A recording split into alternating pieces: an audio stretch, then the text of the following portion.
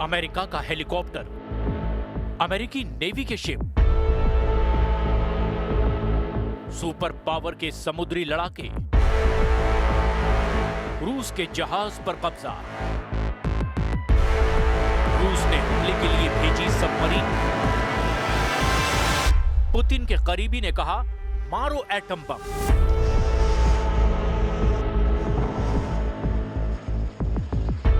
ये ऐसे युद्ध की शुरुआत है जिसमें परमाणु बमों की टक्कर तय है। ये रूस पर हमला है, अमेरिका ने हमला किया है। ये मिलिट्री ऑपरेशन पुतिन की प्रतिष्ठा पर सुपर पावर का प्रहार है। रूस को ट्रंप ने पहला झटका दे दिया है। पुतिन पलटवार के लिए रेडी हैं, लेकिन रूस समुद्र में, जमीन पर या फिर अमेरिका में घुसकर बदला लेगा, इस पर सस्पेंस है।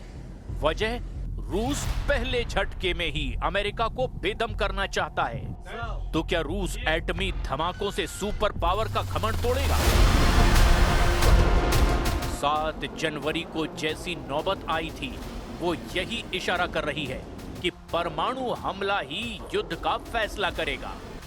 क्योंकि रूस ने अगर ताकत का एहसास नहीं कराया, तो ट्रंप अब रुकने वाले नहीं हैं। 7 जनवरी को अमेरिका ने रूस के तेल टैंकर पर धावा बोला। अमेरिका ने रूसी झंडे वाले तेल टैंकर मैरिनेरा को उत्तरी अटलांटिक में जब्त कर लिया। इसके कुछ ही देर बाद अमेरिका के सैनिकों ने कैरेबियन सागर में दूसरा तेल टैंकर भी कब्जे में ले लिया, जिसका नाम सोफिया है। सोफिया पर पनामा का झंडा लगा था। अमेरिका के मिलिट्री ऑपरेशन के जवाब में रूस ने सबमरीन और नौसैनिक जहाज भेजे, लेकिन अमेरिका तब तक अपना काम कर चुका था।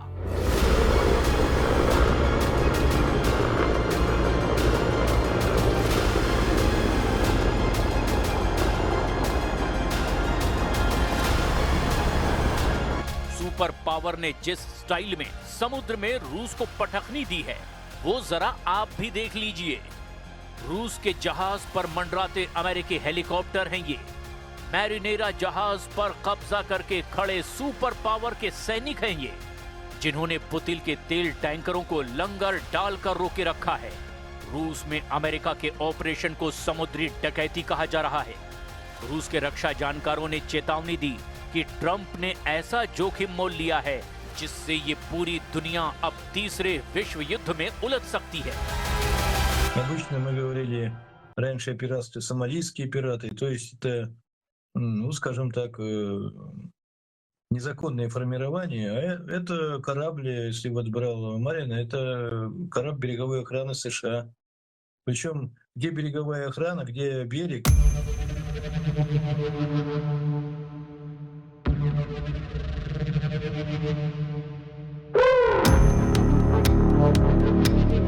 अमेरिका ने रूस के जिस जहाज को पकड़ा है, उसका नाम बेला 1 था। तब ये जहाज युगांडा के झंडे के तहत रजिस्टर्ड था। अमेरिका ने बेला 1 पर प्रतिबंध लगा रखा है। बेला 1 दिसंबर 2025 से वेनेजुएला रूट पर निकला था। अमेरिकी कोस्ट गार्ड को चकमा देने के लिए बेला 1 का नाम मैरिनेरा कर दिया गया। इसके बाद जहाज पर रूसी झंडा लगाकर ऑफिशियल रजिस्ट्रेशन लिस्ट में शामिल किया गया। लेकिन अमेरिका बेला 1 की लगातार मॉनिटरिंग कर रहा था। सख्त हवाई और समुद्री निगरानी से बेला 1 की लोकेशन अटलांटिक महासागर में जब मिली, तो उसके पीछे अमेरिका ने अपना USCGC मुनरो शिप भेज दिया। लेकिन जैसे ही रूस के तेल जहाज के पास अमेरिका का मुनरो जहाज पहुंचा, रूस ने अपनी एक सबमरीन और नेवी शिप को बैकअप के लिए भेजा। 2 महाशक्तियों की समुद्री अखाड़े में जबरदस्त भिड़ंत होने ही वाली थी, मगर अमेरिका सही वक्त पर रूस के तेल जहाज को अटलांटिक के बोर्ड पर ले गया और यह खतरा उस वक्त तो टल गया। लेकिन अब जो जानकारी सामने आई है, उससे रूस आउट ऑफ कंट्रोल हो गया है। अमेरिका के साथ इस पूरे ऑपरेशन में ब्रिटेन की रॉयल नेवी भी लगी हुई थी। ब्रिटेन के रक्षा मंत्री ने कहा कि रूसी झंडे वाले तेल टैंकर को जब्त करने के मिशन में मदद पहुंचाई गई है। They authorised the use of UK bases and the deployment of Royal Navy and RAF assets to support the operation, including airborne surveillance and the RFA ship Tide Force. This was a US operation. No UK personnel took part in the boarding. रूस को घेरने के लिए America और Britain ने 4 जनवरी से तैयारी शुरू की थी। ऑपरेशन से 3 दिन पहले अमेरिका के जंगी एयरक्राफ्ट और स्पेशल फोर्स के हेलीकॉप्टर इंग्लैंड में पहुंच चुके थे। अमेरिका ने रॉयल एयर फोर्स के मिल्डेनहॉल बेस और फेयरफोर्ट बेस पर सैन्य तैनाती की थी। अमेरिका ने V-22 ऑस्प्रे हेलीकॉप्टर के साथ aircraft, refuelling aircraft, transport aircraft, special operation aircraft के साथ साथ U-2 इंटेलिजेंस एयरक्राफ्ट को भी इंग्लैंड में तैनात करके स्टॉप ओवर बेस के तौर पर इस्तेमाल किया।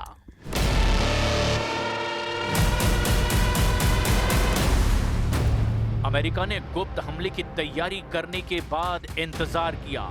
जैसे ही रूस का तेल टैंकर उसकी रेंज में आया, धावा बोलकर जहाज को जब्त कर लिया गया।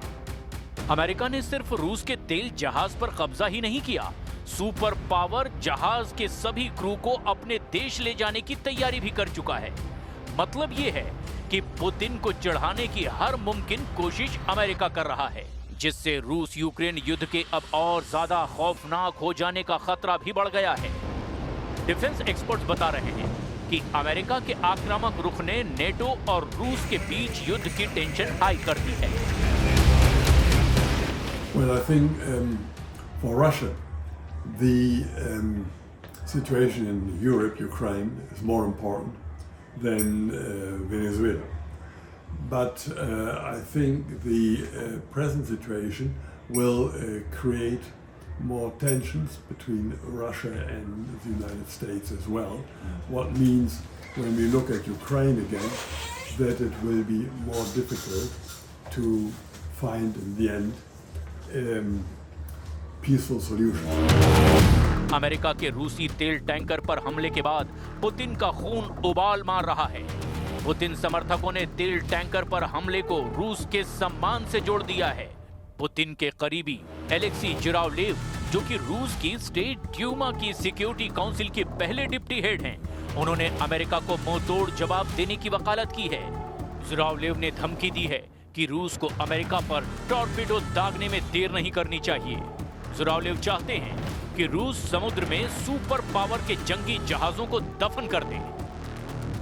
एलेक्सी ने कहा कि अमेरिका ने रूस के तेल टैंकर को जब्त करके समुद्री डकैती की है। असल में ये अमेरिका का रूस पर हमला है, क्योंकि तेल टैंकर पर रूस का राष्ट्रीय झंडा लगा हुआ है। इसमें कोई शक नहीं कि हमें मजबूती और तेजी से जवाब देना होगा।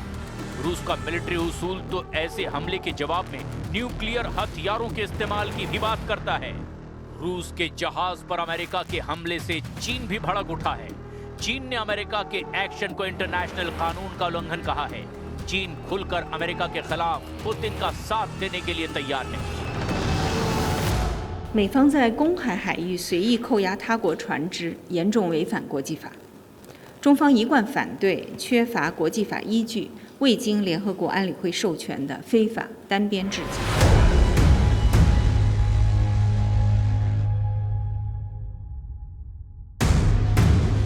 वेनेजुएला पर अमेरिका के हमले का विरोध चीन और रूस ने बुलंद तरीके से किया है।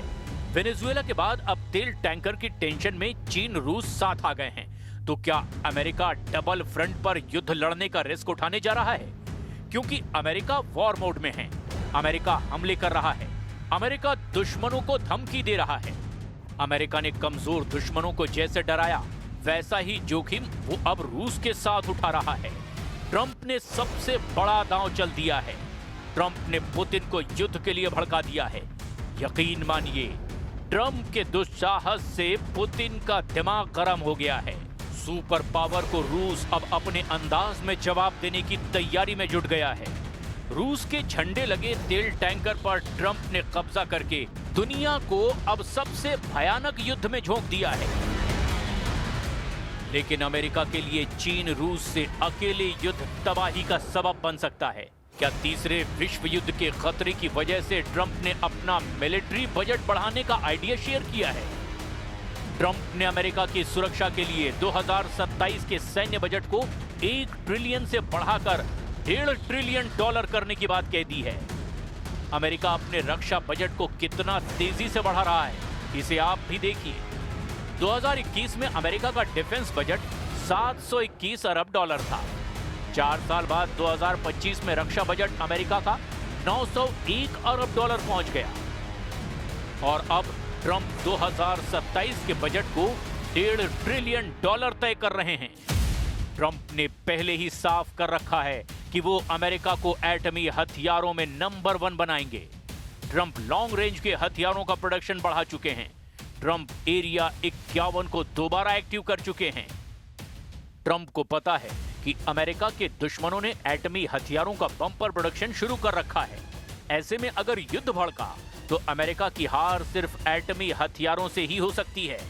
जाहिर है, सुपर पावर अपनी कमियों को दुरुस्त करने में डॉलर की परवाह नहीं करने वाला।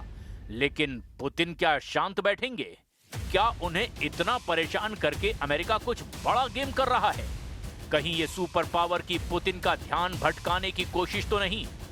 ऐसा कहा जा रहा है कि ग्रीनलैंड को लेकर के ट्रंप जितने सीरियस हैं, ये उसकी वजह से हो सकता है, क्योंकि ग्रीनलैंड को रूस कभी अमेरिका के कब्जे में नहीं जाने देना चाहता।